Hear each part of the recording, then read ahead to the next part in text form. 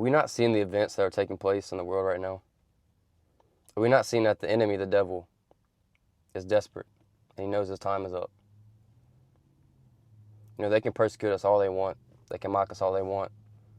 But the devil has deceived them. But it's important to know, obviously, that ultimately it's not them, it's the devil.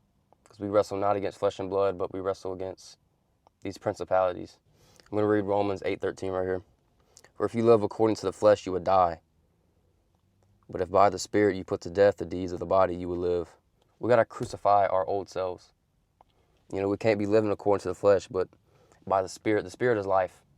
The flesh, that old self, before you repented, or if you haven't repented yet, but that was your old ways. That was your flesh. When you become one in the Spirit, that's obvious. That's life eternally. This life means nothing. We're in the flesh right now. If you're a Christian and you're living halfway in and halfway out, and you can't just be fully committed. You have to. The time is near.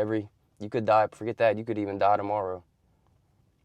So you can't be halfway in and halfway out. You got to turn to Christ right now. I'm going to read a verse out of John 15:20. This is basically Jesus saying a servant is not greater than his master. Then he goes on to say, if they persecuted me, they'll persecute you also. You see all these persecutions of these Christians going around the world. If they persecuted Jesus, think about this. If they persecuted Jesus, they're going to persecute you.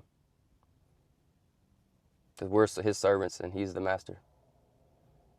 So the question is, are you willing to be persecuted? Are you willing to step out boldly in faith if you are in Christ? If you're not in Christ, I encourage you to seek.